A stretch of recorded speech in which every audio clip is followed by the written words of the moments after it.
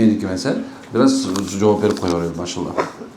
Так, мен жашоомдо көп кыйынчылыктар болду. Азыр жашым 45ке. Бизге дуа алып коюңузчу. Калган өткөргөн жашообуз, балдарымдын жашоосу дагы жеңил түгө, таза болуп, адал болуш менен кыйналгандай кыйналышпасын. Мен кыйналгандай кыйналышпасын. Аллах разы болсун, иншаллах.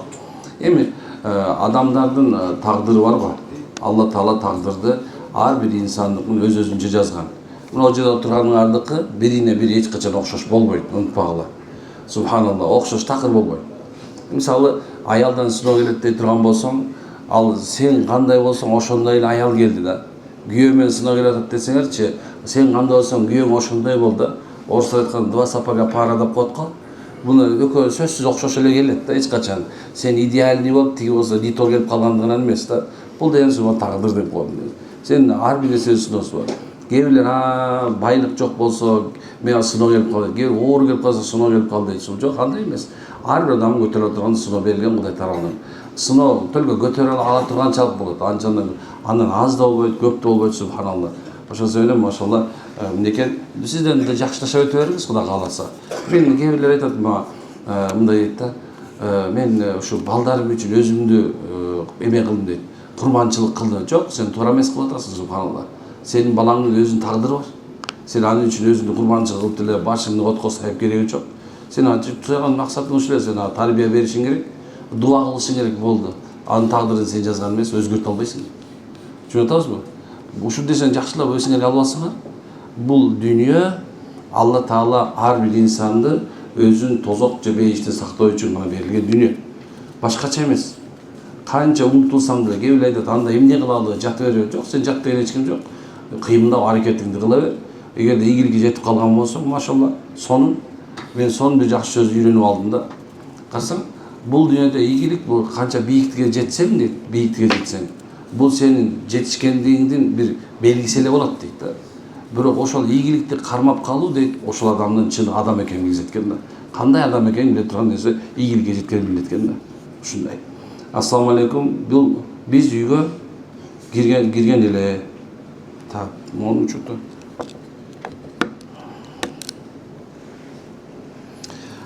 Биз үйгө кирсек эле шалдырап жаткыбыз эле келе берет. Апам киши көрөт, биоток менен дарылайт, онлайн эле айыктырып коем дейт. Өзү намаз окубайт, балдарını да келип кармайт. Зыяны тийеби же тийбейби?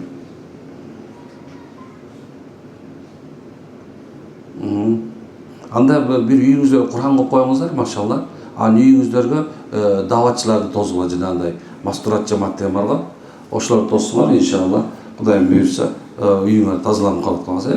Аны эми биоток менен деген ушул бир билем, ушундай колдор аябай ысыгандар бар экен го. Буту ысыгандар, аны ушу тогун күчтүү дей беришет экен да. Ал боор ооруганын белгиси да.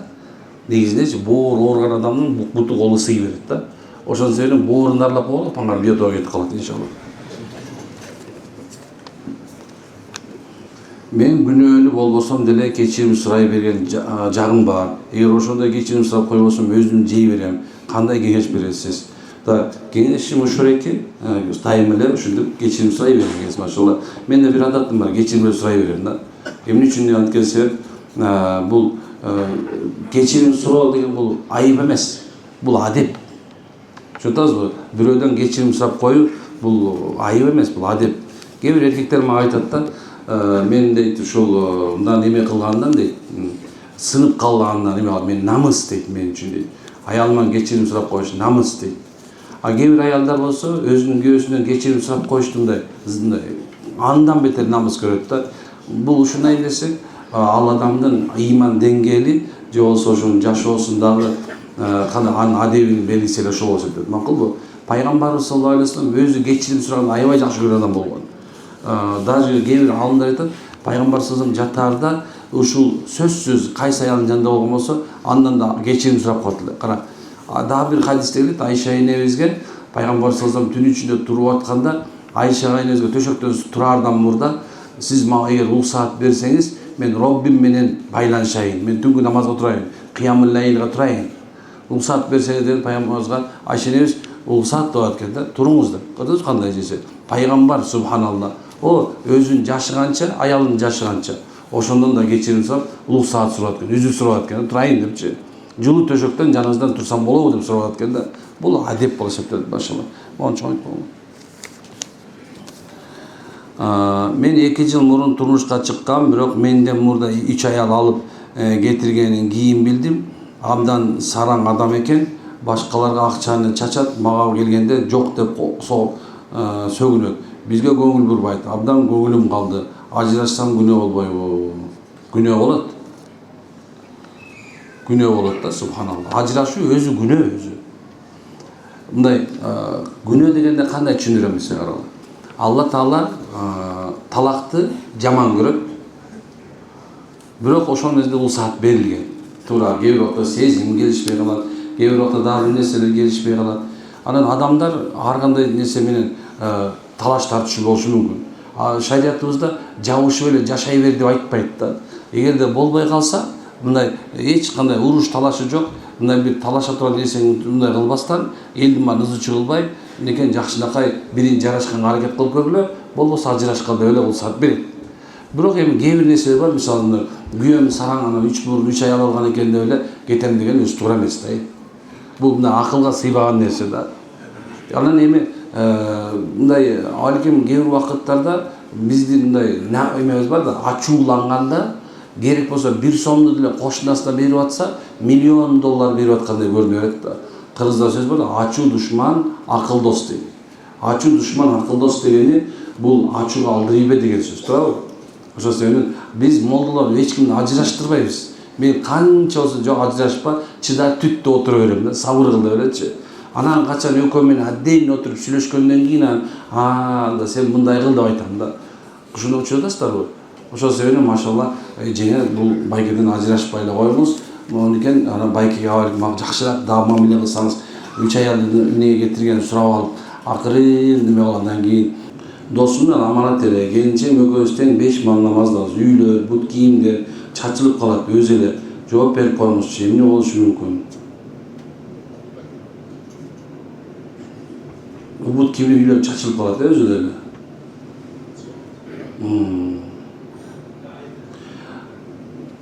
Ушуну бир эме кылыңызчы. Ушул досуңуз мага келсинчи көрөйүн,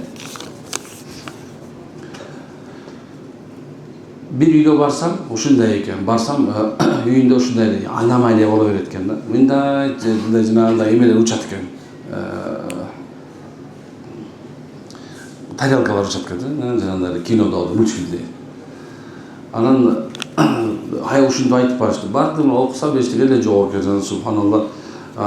Байке акыры байке бул кандай болот атат, эмне болот атат десем, аны ким көр десем, жеңем айтып калды, ушу байкеңе айта берет депчи. Анан көрсө жеңемди кыкарганда чыгарып ушуну айтып коюпту да. Чыгып айтып атпайм, монда кечирип коесуз. Жеңем көп баса берет, ушундай деп койгон депчи. Ушундай кишилер бар экен. Тиги жеңе коркуп алган деп, болду кемне болот эми депчи. Айттым, кечине чыкпаңыз деп койдум. Бушка сайында да сөйлөп кетти да. Менин кызымдын жашы өтүп баратат, күйөө чыга элек, ушул кызыма дуа алып коюңузчу, сурайын. Так, Жолдобек байкенин кызы иншалла күйөөгө тийип кетсин, Машалла. Ассаламу алейкум, намазды тургузайын десем ниет бар, бирок намаз окуганды билбейм. Көп нерсеге жалкоо болуп атам. Кандай кылсам болот? Кандай кылсам болот дейт.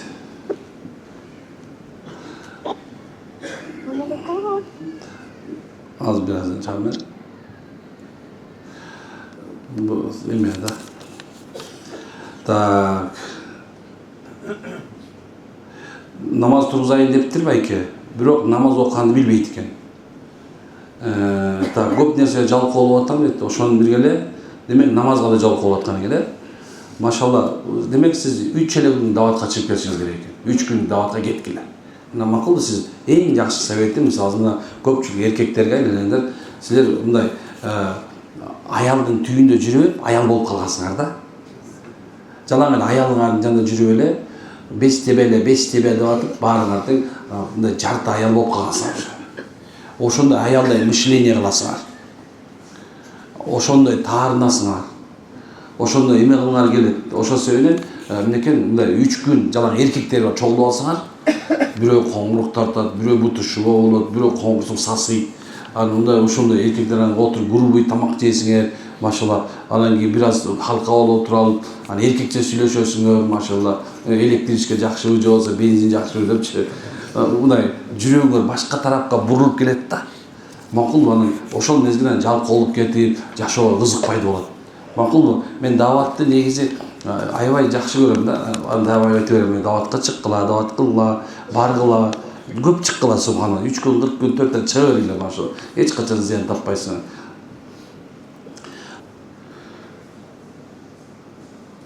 Так, үйдөгү эски буюмдарды ыргытсак, мамам ызычуу сала берет. Үйдү тазалык жаңырсак дегенбиз. Мамам башка динде, сизге кантип алып келсек болот? Башка динде деген кандай болот экен, эски нерсени ыргытса болот, шариат эч кандай нерсе болот, мусорго ыргытса болот. Башка динде болсо кандай кылсак, алып келсеңиз биз сүйлөшкөн, кайсы динде экенин көрөйүн. Мен өзү көп диндерди билем да. Мен өзү анча теолог болуп кетем да. Алардын акыйдаларын жакшы билем да. Бардык жанагындай бир бүт сектанттардын акыйдасын жакшы түшүнөм. Сизге суроо, ата-энем, бир туугандарыбыз менен ишибиз жүрүшпөйт. Ич эркек так,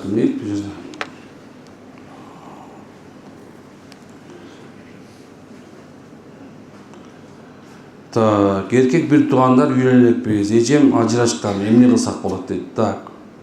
Тооба кылыш керек, тооба кылыш керек. Анан шүгүр айтыш керек. Ушул эки нерсени айтсам эле, мында баары тең эле бир бизнес идея берип ийсе байып кетсем деп ойлойсуңар да. Бирок Аллах Таала айтып атат да, биз кимге кааласак байлык беребиз дейт. Бирок Аллах жакшы көргөндүгү үчүн эмес да. Аллах Таала каалап койгондо субхана байлык берип коет. Кааласа кедейлик берип коет экен. Бирок Алла айтат да, биз эң жакшы рызыкты берүүчүбүз дейт. Алымдар тафсир кылып түшүндүрүп айтат, Аллах Таала билет экен кимге канча керек экенин. Ошо сен ушул мезгилде сен берилген нерсеге ыраазы болуп турсаң, иншаалла Алла Таала сага көбөйтүп берет. Бир аз сабыр кылыш керек да. Алла силер сабырсызсыңар деп айтат да. Жанындагы кошунаң эле машина алып калса эле, сен машина албай калсаң эле, бирок үй салып калса, сен үй салып эски үй салсаң эле ишиң болбой калган жок. Сен жакшынакай үйдө жашап атасың. Курсагың тойгузуп, кийимиң бүтүн кылып ошо үйдө жашай бер. Макулбу? Субханалла, машинең болгонго караганда такси менен жүргөн азыр удобныйраак, билесиңби ушуну? Бирок такси менен авария жүрүп калыш керек, жүрүш керек болуп калыптыр азыр. Кыздар таксисттерди зортуп калыптыр. Договоримся деген абайлаш керек болуп калыптыр. Башка менен договорлошуп берет экен. Жумушум жакшы, бирок акчанын берекеси жок, эчтеке жетпейт, кантомузун.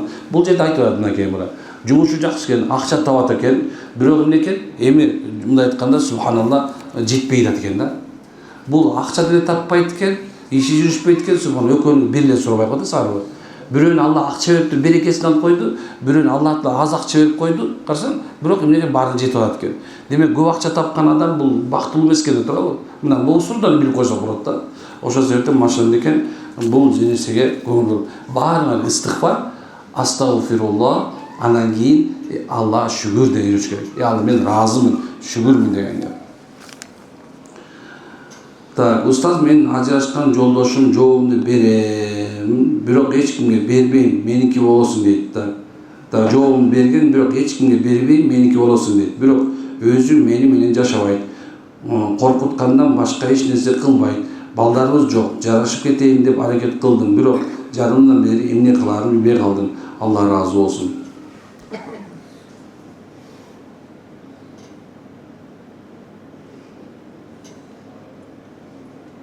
Так, жообун берген болсо, талабын берген болсо, эч кимге бербейм деп кантип болот? Бирөөнүн буюмун кайра бирөөнү. Субханалла, сиз коркпой эле башка тие бериңиз, эгерде талак түшкөн болсо, муну биринчи акылдамалга барып коңуз, фатва бөлүмүнө барасыз, муфтиятка ушинтип айткан дейсиз, анан бошсуң десе урушады башка тийип кетип берет, коркпой эле кой. Мына кичине качоураны тийип алсаң, эчтеке болбойт.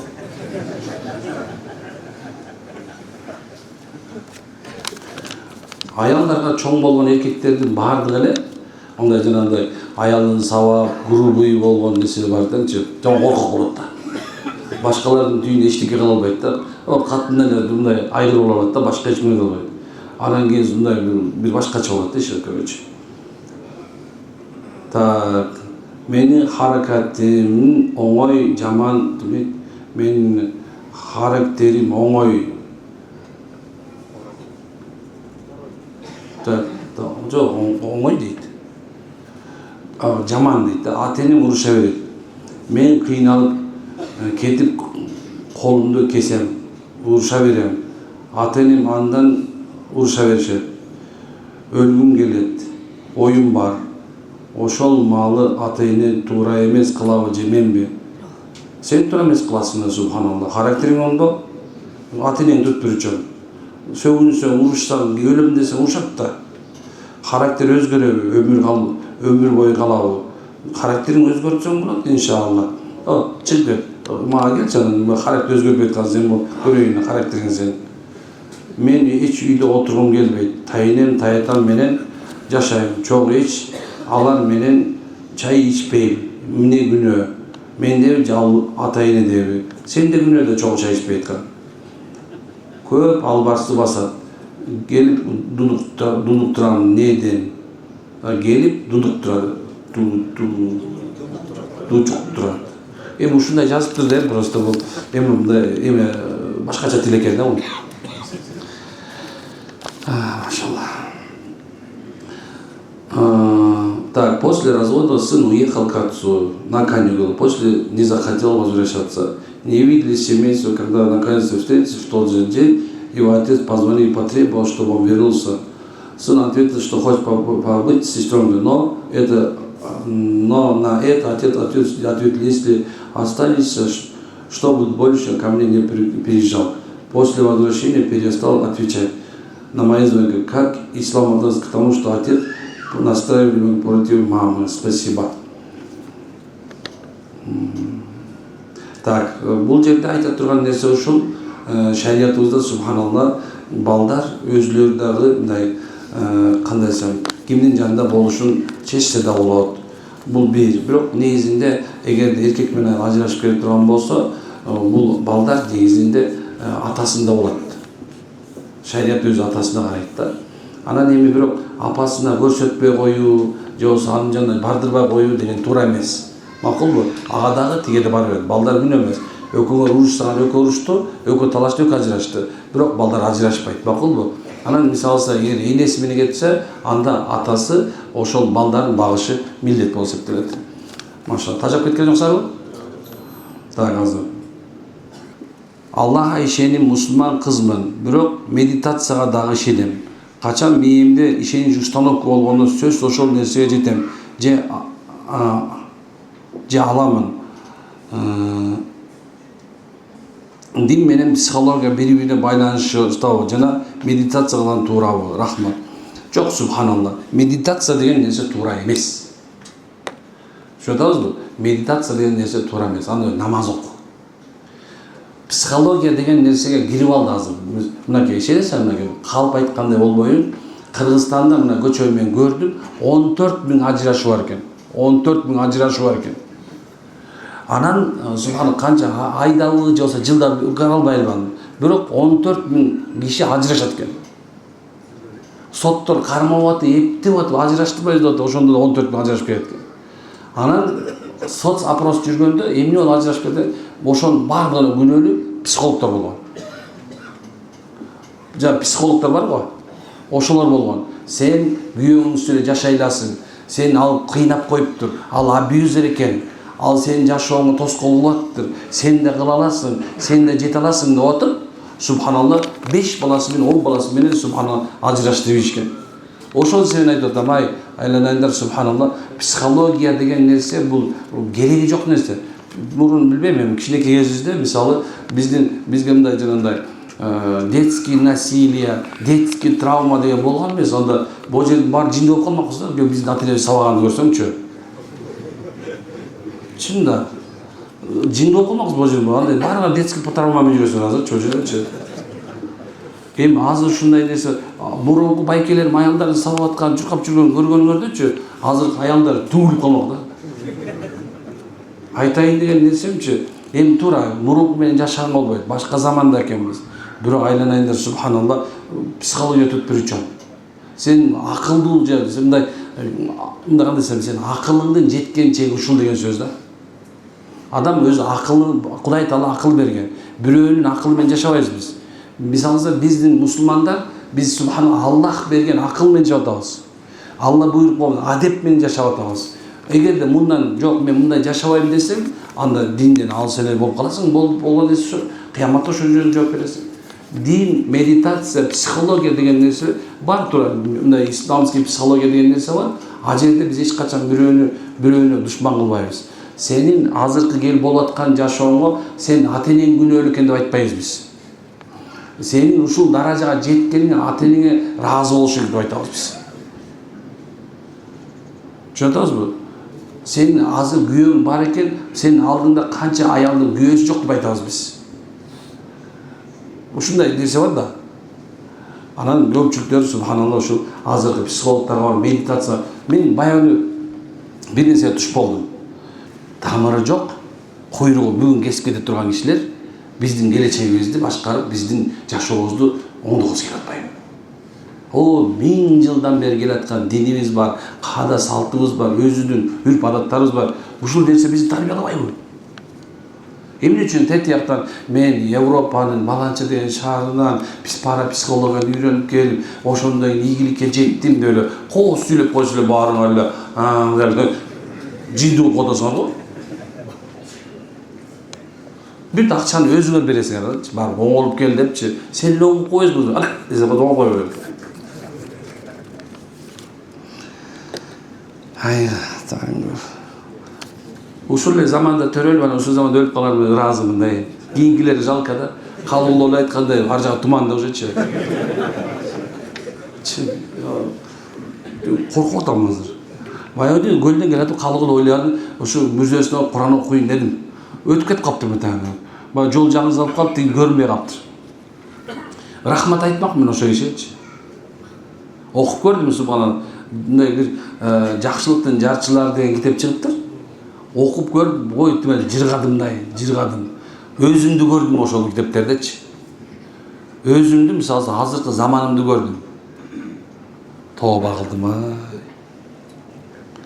Да ажырашканыма 2,5 жыл болду. Ажырашканын себеби жолдошум ичип, казино ойноп, психотроп таблеткалар ичип, үйгө тынчтык бербей, акыры үйдөн балдарын алып чыгып кеткен. Мына мондай айтыш керек. Мына монда болсо ажырашсаң болот. Чыгып кетиш керек андайданчы. Бирок талак албай туруш керек. Балким оңолуп калар. Балдардын атасы да турабы? Балдарды карабайт же сурабайт. Үйдү бар, балдар менен жыйна кыйналдым десем же үйдү бербейт.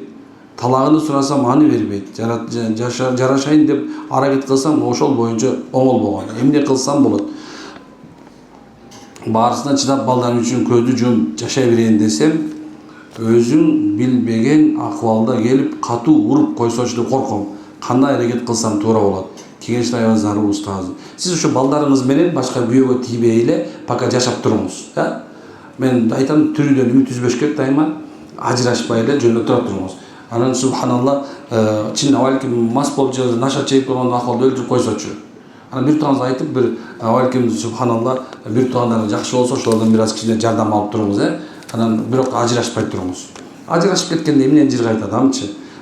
Адамдар кийин өкүнөт баардыгынчы, эч качан ажырашууга жол бербегиле. Ажырашам деп кереги деле жок. Эбинде кечирип деле жашай берсе боло берет, эч нерсе болбойт. Мен көптөн бери намаз окуйм, кыргызча жазылган китепти окуп үйрөнгөнмүн. Туура сүйлөп окуп жатамбы деген ой болот.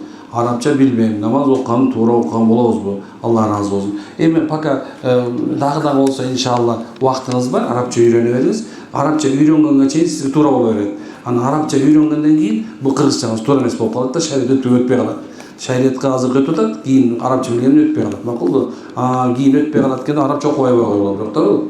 Анткени субханалла бул арабча, бул динибиздин арабча болушу, мындай Курандын арабча болушунун чоң бир хикматы бар. Кандай хикматы бар десек, мисалы алса башка мурунку китептердин баардыгы тең адашып кеткен. Таурат, Инжил, Забурдун баары адамдын колуна жазылып, ар кандай тире которулуп отуруп, акыр түп нуска жоголуп, анан Алла Таала Иса пайгамбардын 600 жылдан кийин Алла Таала ислам динин берип койду, туурабы? Ошо пайгамбар жөнүндө бар. Эмне себептен? Анткени мурунку диндин баардыгы тең өзгөрүп кеткен себебинен болду. Түшүнүңөрбү? Азыр Куранды Алла Таала араб тилинде берди. Ошо арабча менен иншалла кыямат күнүнө чейин сактайм деп айткан. Biz ошон үчүн арабча окуйбуз. Так, içimdeki emotsiyаны сыртка чыгара албайм. Жакшыга сүйүнүп, жаманга чочуп, эмоция чыгарбайм. Бирөө бир нерсе айтса, иң деп коем. Молодец. Сен ойла экенсиң уже. Бизге окшоп жалжап, балжап, каткырып, дей берсең, жинди болуп кетесиң да. Туура эле боло берет иште бой. Көпчүлүктү жаман көрөм, өзүмө жалгыз жагат. Жалгыз эле жүрө бер, машалла, эмне болуптур. Жаман достоңор жалгыз жүргөн жакшы, машалла. Ушундай да, кээ бир адамдар бар. Мындай ар бир адам өзүнүн теңин табат да, тең менен тезек кабы менен деп балки жолдошу, досуң деле сен кандай болсоң ошондой дос пайда болот. Аялың кандай болсо сен кандай аялың ошондой болот. Ушундай экен адамчы. Көп убакта кээ бир мен айтам да, сөз билсеңер сүйлөп отургула. Билбесеңер тынч отурган жакшы. Эгер жаман дос караганда жалгыздык жакшы да, субханалла. Азыркы заманда ушундай. Анан бирөө келип бизнес идея кылып эле өкөңдөн нөл кокондон акчаң жок. Аны отуруп алып так миллиардер болуп, анан кечке садыр жапар жамандай отура берген болсо, андан жалгыз отурган жакшы да.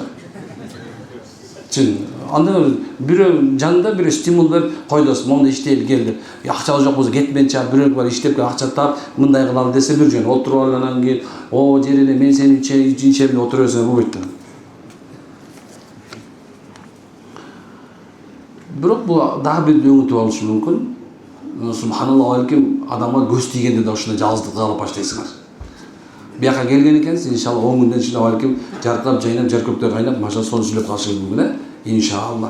Баарыңар ошентип келбедиңерби байкачы. Мында башыңарга мени карап жаман көрүп, кечке сүйлөй берип, аз отурбайсың аны, канча сүйлөсөң делечи. Биринчи күн менен азыркы салыштырып такыр болбойт. Айыз келген учурда өзүбүздө кантип защита коебуз, ихлас фалак нас окуй албасак.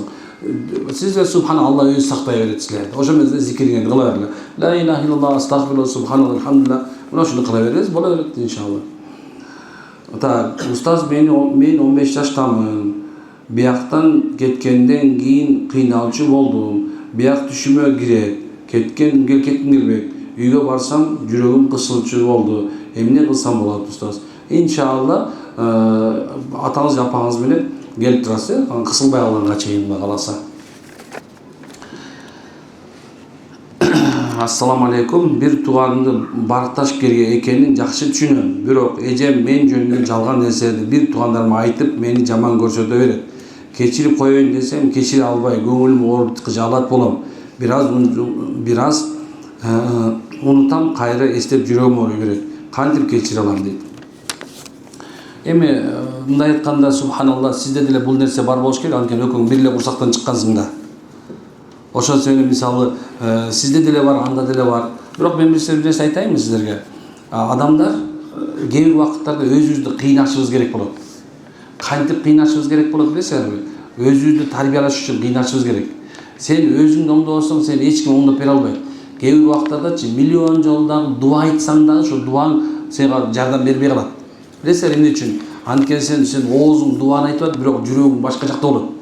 Ошон себептен кечирдим дедиңби? Болду. О, Имам Газали рахимулла заманда бирөө келип ушундай айткан экен. Устаз, мен мынакей бир тууган менен урушуп кетип, аны кечирдим. Анан ушундай кылды деп, бирок баары кечирсе, канча болду кечиргениңе деп, көп жыл болду десе, сен көп жылдан бери кечирбей экенсиң дейт да.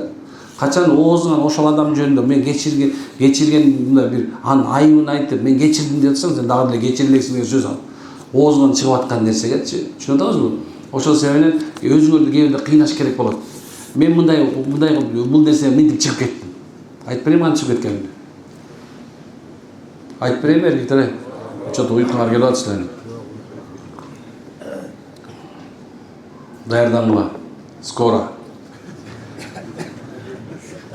Аз калды мынакей. Жетейин деп калды. Мындай эме кыласыздар, кинода да скоро деп чыгып койсуңар, скоро келди деп барып атпайсыңар. Болбогон деле киночу. Интернетте отурсам, мен да отурам силерде болуп, бир 3-4 саат отурбайм, бирок отурам. Анан карасам бир кытай кыз келин бир кыз менен сүйлөшүп атат да. Кызым дейт. Эгерде сени мектепте жүрсөң, кыздар сени жаман жагыңды айта турган болсо, сен ага эмне кыласың десе, ооба дейт. Мен ага эң биринчи ал менин оюм эмес, ал анын ою экенин билем дейт. Сен жөнүндө сүйлөп аткан адамдын анын ою. Бирок менин өз жөнүндө оюм башка дейт. тык деп маятан көрүп түшүнбөй жүргөн нерсени эми түшүндүм да. Хасанул Баср рахимулла бир заманда ал жөнүндө айтып келгенде мындай дейт. Жок, имам Шафи экен. Бирөө алтак талтыгы чуркап, күйүгүп чуркап келди. Устаз деп туруп, эмне болду десе, устаз, базарда дейт. Бирөө сиз жөнүндө ушундай сөз айтып атат дегенде имам Шафи дейт экен. Дейт, сен аябай жаман адам экенсиң дейт. Эмнеге дейт? Бирөө базар жактан дейт, мага жаан могун айтты дейт, атканда ал мага жетпей орто жолдон жерге сайылып калыптыр дейт. Эми сен ошол жебени алып келип туруп, мен жүрөгүмө сен сайдың дейт экен да. Карасаң, ортодогу адам да. Аны ушунда түшүн, эми түшүндүм да. Ошол сенин мен жөнүндө айтып атасың, мисалы, ал сенин оюң. Мен өз жөнүндө 150 оюм. Мен өзүмдү өлүлө жакшы көрөм. Сенин оюң эмне болду да? Ал сенин оюң, сен өзүң ошондо ойлоп атасың. Чыдасызбы? Мен өз жөнүндө башкача ойлойм. Мен балким сенин жөнүндө да башкача ойлойм да. Оңой бекен? Живи да радуйся. Эмне үчүн сен бирөөнүн ою үчүн субханалла өзүңдү өзүң жешиң керек. Ал анын ою да. Анын мнениясы сен үчүн сени жашооңду бузуш керек. Дурасын десе сен, мен дура экенмин, ушунду бересиң. Бу шарият, мында көрдүңбү? Бир нерсени алып кел, бирисин алып келип берем силерге. Аллах субханалла ар бирибизди эксклюзив жараткан. Ассалам устаз, жолдошумдун башка аял ээрчитип кетти. Кара дуба кылгандай, себеби мен оорудум. Экөөбүз шартка байланыштуу бөлүп жашап аттык эле. Ал мага келем деп жатты эле. Келе алган жок. Түшүмдө аны эки колун чыканакка чейин эки бутун балтырынан кесип калган экен. Ошондон бери мен менен жолуккусу келет, бирок шылтоо айтып келе албайт.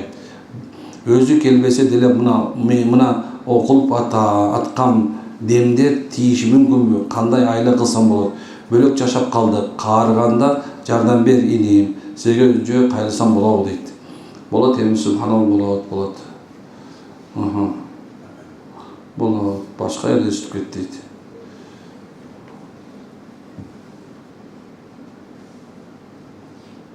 Болот, ана жолуңуз чыгып өзүнчө муну жалпы эметпей эле коюңуз.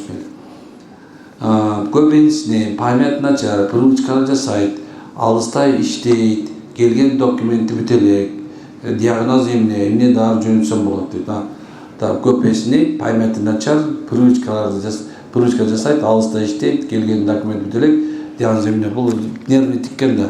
Субханалла, ана мага жолсаңыз, устаз сизди балам жакшы көрөт. Сизге келатканда Кудайдын үйүнө кеттиңиз деп сурайт. Балам 10 жашта, күрөш менен машыгат, чемпион болууну каалайт. Ошол бир дуа алып коюңузчу. Иншалла дуа кылабыз тааласа. Анда акыркы суроо экен ошо. Сизге Аллах разы болсун деп сурам дедим эле. Балам көп жылдан бери чет мөөлө жүрөт, акыркы иши жүрүшпөй, карызы көбөйүп кыйналып жүрөт.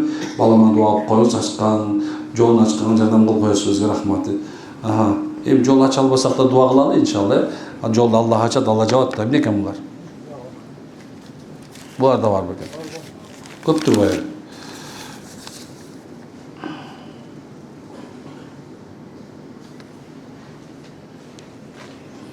Саламат устаз, менин 3 балам бар. Күйөөм куруу доомат кыла берет. Баарына мени күнөөлөй берет, баарынан жаман дейт. Төшөктө да динге каршы нерселерди айтат. Эмне кылсам болот? Чыдап кое бериңиз, машалла, чыдап кое бериңиз. Анан бул ишке дуа кылыңыз, анан даватчыларды айтып, ошол мечиттегилерди айтып алып келиңиз. Даарыларды сизге айтпай иштер болот иншалла. Жолдошум менен жашаганыма 6 жыл болду. Биринчи балам замерши болду. Анан бир кыз төрөдүм, кийинки 3 балам түшүп калып жатат. Келсеңиз иншалла ордуна келип калат. Сүрөткө окулган сыйкыр же кара дуба жандырылбай дөрттөнүп кеткен болсо кандай болот? Жөн сөз ал. Баардык нерсе жанат, жанбаган эч нерсе жок. Ассаламу алейкум устаз, төмөндөгү акыркы болуп жаткан окуяларда улам арабтар жөөттөргө биригип Иранга каршы согуш чыгып жатышат жана ислам динибизден 72 агым чыгат, анын бирөөсү гана туура калган адашуу дейт. Ушул нерселерди улам суроо пайда болуп, томалар алсырайт. Түштү, түшүндүрмө берип койсоңуз өз оюңузду. Эми астагфирулла, бул геополитикага вообще кийлигишпеген аракет кылгыла. Эмне үчүн дегенде, алар кимге кийлигишет, ким менен кошулушат уже алардын өз иши, алардын политикасы. Дин болсо улутка бөлүнбөйт, анан мамлекеттерге бөлүнбөйт. Алла Таала Куранды, ошондой пайгамбарды рахматил аламин, ааламдын рахматы жөнөтүгөн. Биз мусулман ичинде кыргыз мусулман боло беребиз. Тиги казактар казак мусулман, бирок баарыбыз динибиз бир. Ошол себептен мисалы ал жактагы болуп аткан нерсе, согуш мисалы орустар менен украиндар урушуп атат, Кудай сактасын мынакей, ошол менен кесепет тушка чейин тийип атырабы.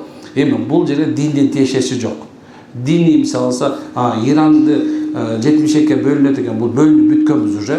Биз ахли сүннү вал жамаат илгертен бир мазхабыбыз бар мынакей. Ошо 4 мазхаб ахли сүннү вал жамаат болуп келет. Ошол калган бирөө ушул мындай айтканда нажат таба турган жамаат ушул 4 жамаат бүттү. Мына болду. Булар баары бир ак ишеними бир болот. Демек бүттү. Калганда болсо көңүлүбүз башын оорутпай эле койгон макулбу? Ага баарын башын оорутуп турган болсоң, эртең күндө такыр ыйманың ага сусташкан жок. Просто сен өзүң мындай туура эмес деп ойлоп алгансың да. Кээ бир ойлор бар да, мындай шайтандын ою болот. Ал дин менен монтип гладкий алып келип туруп мээңе салып коет. Эртең күнү намаз окубай эле теңирчи болуп тоого сыйып калышы коркунучу бар. Түшүнөбү? Этият болгула. Соцсеттен түшкөн акча адал болуп саналабы? Мисалы YouTube же башка. Ападал иншалла. Бизге да алла деди, албай койдум мен. Саламу алейкум устаз, сүйлөшкөн кызың же аялың кечке таарып атса эмне кылыш керек? Ошондо сүйлөшүп аткан кызың да аялың да бар экенби?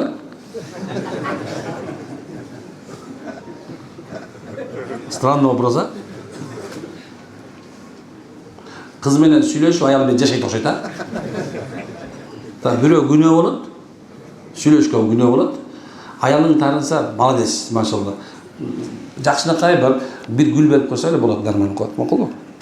Дайым эле таарына берген болсо, уже билесиң, дайым эле таарына бер. Жыргап жашай бер. Так, Аллах сизден разы болсун. Ушул жерге келип шифа издегенде Аллах шифа берсин дейт. Устаз, биздин 5 кыз, 2 уулубуз бар. Бизге дуа кылып коесуз дейт. Иншалла дуа кылабыз. 5 убакыт бекем эртең мененки кечкисиги толтур таза жүрсө, бирөө окутса таасир тийгизеби. Чүт-чүт таасир бериши мүмкүн да. Анткени субханалла, биз деле мындай өтө 100% ихлас күчтүү эмес да. Ошол себептен таасир берип калышы мүмкүн. Ана таасир бербейт, жок, мен танкамын деген болбойт, макулбу? Өлүмгө сыйкылап өтүп кетсе эмне болот? Тиги жакта сураганда болот дейт. Эми субханалла, Алла билет, аны барганда көрөбүз да. 3 жыл мурун кайненем менен келишпей калдым. 2 кыз төрөдүм. Экөөтөн двухсторонний вывих болуп диагноз коюлду. Кайненем майып төрөй берет экен деп мени аябай жаман кылды дагы эле экөөнүн кылганда жүрөгүмдө кетпей жатат. Эми субханалла, сиз төрөсөңүз аны тагдыр Алла Таала кылды да туурабы? О, адам андай жакшы түшүнүк бар да биздечи, мына караңыз. Алла Таала эненин ичинде өзү жаратат, баардыгын өзүнүн ордуна алып келет. Ошону мындай форма берген Алла. Алла айтып атпайбы, биз инсанды дейт да, өз калыбга жараттык дейт Алла. Мындай ченеп, чоттоп жасап койгон. Ар бир эненче жасалып, анан бул дүйнөдө, тиги дүйнөдө дегеним бул эненин карнындагы дүйнөдө, субханалла, эгер кулак берилип, бир кулагы берилбей кала турган болсо, бул дүйнөдө эч ким кулак өстүрүп бере албайт. Эгерде бир көзү жок төрөлүп кала турган болсо, бул дүйнөгө бир көз эч ким салып бере албайт. Эгер бир буту жок төрөлгөн болсо, эч ким бут салып бере албайт. Түшүнүп атасыздарбы? Ошол сени Аллах жаратты аны. Сен ушундай кылган жоксуң. О, кайненеңдин акылы тайкылыгы ошол. Бир чети динди билбейт, экинчи субханалла акылынын ушундай жеңилде адамдык сапат, адам укук дегенге түшүнүгү жоктугунун белгиси ушул. Так что сага кең өмүр байлай кой, машта балдарыңа жакшылыкка мамиле кыла бер. Анда бул күйөөң субханалла жанакындай 2 ай тияк келип, 1 ай бияк келип коюп жүргөн. Эптеп ошол апасынын жанакындай бир сөзүн укпаш үчүн муну нервин спокойно алып жүрүп качып жүргөн эркек анда болчу.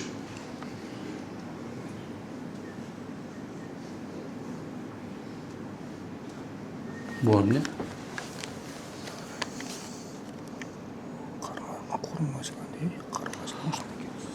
Карма жылан же кара жылан. Чөдө жакшы жазып алыптыр да, жылан жөнүндө экен, субханалла. Устаз, Аллахыңыз разы болсун. Мен турмушта кыйналып жашап келип 16 жылдан бери 4 балабыз бар. Күйөөм зулум, мамиле көп кылат. Кол көтөрүү, кээде бычак да көтөрүү, дайыма ооруп калам. Ажырашып кетсем туура болобу? Анткени милицияга берип көргөм, апаларыма, эжелиме да айтып көргөм. Турмушум айынан аябай сыгылып кыйналам. Сизде мисалса ушундай болуп атам деп, балким эң макул ажырашсаңыз болот айтып кое турган болсом, бул шариатка жүйөлүү себептер. Бирок ошондой болсо деген эмес, күйөөңүздү билбейм, көрбөйм, жаныңыздагы адамдардан сурап көрүшүм керек, ушундай акыбал амал кылабы деп, анан ошого жараша субханалла сизге мен мамиле кыла алам. Бирок момунчалык жүйөнү айтсаңыз да ажырашып кетти деп айта албайм. Эмне үчүн анткени сизди мен билбейм. Түшүнөтсүзбү? Бирок ушундай деңгээлде боло турган болсо, аялдын өз эрки болот. Жашайм же жашабайм, ал эми субхан талак бериш эркектин эрки болот. Же болбосо анча-мынча бир алысыраак жашап турган жакшы, өлүп калганга карагандачы. Ушундай нерсе. Кээ бирлер бар, ата-эне мисалы ата-энем айттым, тигине жаша, чыда деп айтты. Бирок мисалы жаша, чыда деп атканда, мисалы сен деле өзүң туура түшүнсөң, бир туугандарыңар айланайындар, карындаштарыңар бар, эжелеңер бар. Бир зулум коюп койгонсоңар эмне десе, намыс, жаша, чыда деп ошол сабайт, тепкилейт, уже калек болуп калган. Көрүп атасың, күндөн көз алдында чөгүп баратат. Бирок сен эмне атасың? Чыда, жаша. Бирок эмне болуп бирөөнүн өмүрү андан көрө сен ошону алып кел, кой байки жезде, же болбосо эме деп күйөп ала. Сен бир аз кичине оңолгонго чейин менде болуп турсуң деп, сен ошо корот ошол акчаңды. Мынакей баняга барасыңар. Жок дегенде 5000 сом коротуп келе чыгасыңар баняданчы. Бир барганда 5000 сом жөлө коргойт. Пилинги бар, массажың бар, тигинин ургулаганың бар. Эң арзандан 5000 сом менен чыгасың. Киргениң 1,5 сом. Сүмбүлгөндөн соң вообще бир киши 12-13 миң кетет. Сен ошол бир жумада бир жол баняга бара турганыңды эми бир айда бир жол бара тургандай кыл. Ошол жээндериң бак, бир аз кичине ошо карындашың, эжеңди бак. Анан кийин бир аз тиги эсине келген мезгилде менден кетти кечирип кой десе, анан коем мынакей жакшы жашагыла деп акырын узатып кой, мына жашоосун оңдоого жардам бер. Чыда дегенге карагандачы. Буят кылба бизди дегенде мурда субханалла. Бул деле адам да, мисалы 4 туса деле мисалы, анын тигинин баласы болсо деле эми адам да. 16 жыл бою субханалла нерв жел 16 жыл бою таяк жеген болсо, эмне деген шумдук бул? Баары эле айта берет да, мен айта берем. Эркектерге болсо, мен эркектерге аябай болушам. 100% болушам. Күнүнө эркектерди сыйлагыла көчөнү чыгарып койдум го. Бир да аял эркекти сыйлагы деген жагында, эркекти сыйлагыла деген жериндечи, бир да нормальный комментарий жазып турайт. Шүмшүк болсо айсын сыйлайлы, сыйлаганга акысы жок. Мундай. Аялдарга болсо, ошол эле аркасынан эле аялдар эр сыйлаган кор болбойт деп айтпайбы, четме? Айтып чыгарып коюптур субханалла. Байбай. Мен мында карап көрсөм 6 миллион эркек боло турган киши болсо, ошонун ичинде бир 2 миллион эркек болсо бүт баш шүмшүк экен десе турган. Бир да жакшылык көргөн аялды көрбөй атам жердечи. Көрүп атасызбы? Атам 33 жылдан ашты, биз менен жашабайт. Атам христианин болуп кеткен. Ошол нерсе балдарын кандай тоскоол жаратат, эч кандай тоскоол жаратпайт силерге. Эч кандай тоскоол жаратпайт. Түшүндүрбү? Ал христиан болду, мусулманча тиешеси жок. Бүт ошол эле. Калган жагынан силер тоскоол жаратпайт. Макул өзүнчө жашайт экен, тим бойлуу вообще сен өз мусулманчылык бекем боло бер. Үйдү кантип тазалайт дейт. Үммөт KG кирсең YouTubeга үй тазалоо деп жазсаң, Эрбек Тырнайұлы деп болду, автоматически чыгып берет. Ошондой эле тазалай берсең. Мен даже аны учебный пособие кылып чыгарып бергем. Кээ бир молдолор колдонсун депчи. Анан кээ бир молдолор колдонуп атат, машалла, мага өзүлөрү жазып атат, устаз колдон ушундай кылып үйдүн ичинде бүтүп окусам момундай болду, эмне кылайын депчи. Кадимгидей үйлөрдүн ичинде субханалла жанагындай жиндер чыгып кол салгандардан бери бар. Анткени эмне үчүн ошол тазалоонун методологиясы туура болгон себеби. Мен магазин иштетем, мен магазинде тамеки насой сатпаймын. Келген клиенттер тамеки сурашат. Тамеки менен кошо суусундук жана башка нерсе кошо алабыз деп. Жок десем, жанындагы магазинге кетишет. Айтайын деген устаз, тамеки насой сатсам болобу? Сатпай эле кой, машалла, бер жагына береке берсин Кудай. Макул, адамга зыян боло турган десең сатпай эле койсоң жакшы болот, машалла. Макулбу? Магазин жанында шашлычный ачканбыз. Клиенттер пиво сурашат. Сатпайбыз десек, жандан магазинден алып ичет. Сурайын дегеним кандай кылсак болот? Тиги жер жазып коела, спиртные напитки деп жазып коет го жанында. Штраф 500 тысяч сом деп жазып коет. Макул, ошону жазып коер. Субхана шашлыгыңды сат, о арам нерсе сатпаганга аракет кылам, макулбу? Мен айтам да мындай. Мынакей бул жерде мен бул дүкөндү көрдүңөр, барып атаңар бу жакта дүкөнгө, барып атаңарбы? Ошо кичинекей бир камак болчу. Анан бала субханалла ата энеси өтүп кеткенден кийин жабылып калып, аны ачты. Намаз окуйт өз бала. Кийин намазга келип калды динге. Анан мен айтып бердим, арак сатпа, муну кылба деген. Макул устаздар сатпай койду. Кичинекейме эми азыр ушунча чоң дүкөн салып бир арам нерсе. Кээ бирде айтып коем, бу мармеладты сатпа, бу арам бар. Хоп деп эртеси күнү жокум салат. Адалга аябай көңүл бурат. Машалла өскөндөн өсүп баратат да. Ал тетиякта Шабданда субханалла арак саткан дүкөндө карасаң өскөндө ошо эле боюнча күнү түнү баягы субхан питакта отурушат. Башка эме жок да. Кээ бирде ойлоп коем да, карасам 4-5 кыдырекей болуп тизилип атат, саратан чымындар болупчу. Анан мындай турушат дүкөн ачылганчы, же болбосо бирөөнү кыйнап. Ошол саткан кишиге бул өзү каргыш да. Лучше сатпай эле койгон жакшы. Кичинекей нерсени сактанып коебуз, Алла биягынан береке берет иншалла. Ушуну унутпагыла. Арамдан мындай бир кусок тапкандан көрөчү, адалдан мындай бир тамчы тапканга пайдалыраак. Жакында балам өтүп кетти. Кийимдерин башка балдардын кийсе боло берет. Болот десе болот. Артык эл болсун. Эчиткендей нерсе кие берсин. Ага жугуп калбайт.